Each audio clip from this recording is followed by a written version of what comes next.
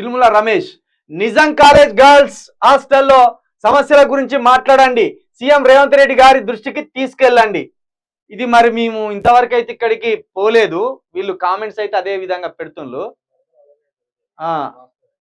దయచేసి మరి నిజాం కాలేజ్లో ముఖ్యంగా గర్ల్స్ అట, ఇక బాయ్స్ అంటే మరి ఏమైనా ఇబ్బంది కలిగితే బయటికి పోయి రావచ్చు, కానీ వాళ్ళది ఇంకా గర్ల్స్ ఇది అమ్మాయిలది కొంత దయనీయమైన పరిస్థితి ఉంటుంది. అది గర్ల్స్ హాస్టల్ అట. గర్ల్స్ హాస్టల్స్లో సమస్యలు, వాటర్ లేవాట, వాష్రూమ్కు పోవాలంటే వాటర్ లేకపోతే ఎంత ఇబ్బంది ఉంటుందో మీకు తెలుసు.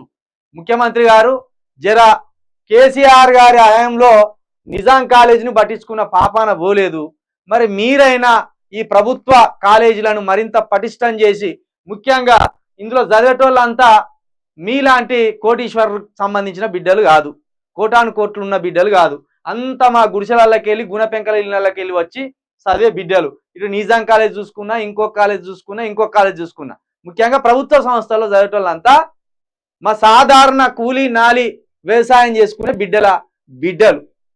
కాబట్టి దయచేసి ఈ గర్ల్స్ హాస్టల్లో నీళ్ళ సమస్య ఉంటుంది, ఫుడ్ సమస్య ఉంటుంది, బెడ్ సమస్యలు కూడా, బెడ్ సమస్యలు అంటే ఇక ఈ పడుకునే బెడ్లు, వాటి సమస్యలు కూడా తక్షణమే తీర్చి, అదే ఫ్యాకల్టీ సమస్యలు కూడా తీర్చి, ఇప్పటి వరకు ఏ సమస్యలు అయితే ఉన్నాయో ఆ గర్ల్స్ హాస్టల్లో ఆ సమస్యలన్నీ తప్పకుండా తీర్చండి.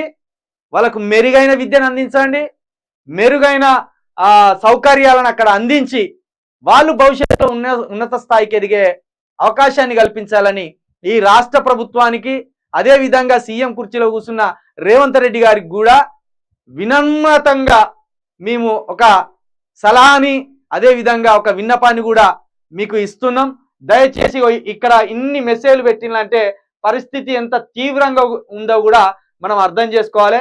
దయచేసి అమ్మాయిలు వాళ్ళ ఎడల దయచేసి వాళ్ళ ఎడల మీరు ఈ సౌకర్యాలన్నీ కల్పించాలని, అలాగే మధ్యాహ్న భోజనం కూడా పెట్టడం లేదట. ఇంత దారుణమైందానే.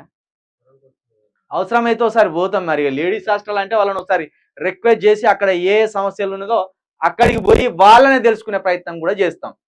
ముందుగా అయితే సీఎం రేవంత్ రెడ్డి గారు, ఇప్పుడు అసెంబ్లీ సమావేశాలు కూడా జరుగుతున్నాయి, దయచేసి నిజాం కాలేజ్లోని గర్ల్స్ హాస్టల్లో ఉన్న ప్రతి సమస్యను పరిష్కరించవలసిందిగా మీకు విజ్ఞప్తి చేస్తున్నాం.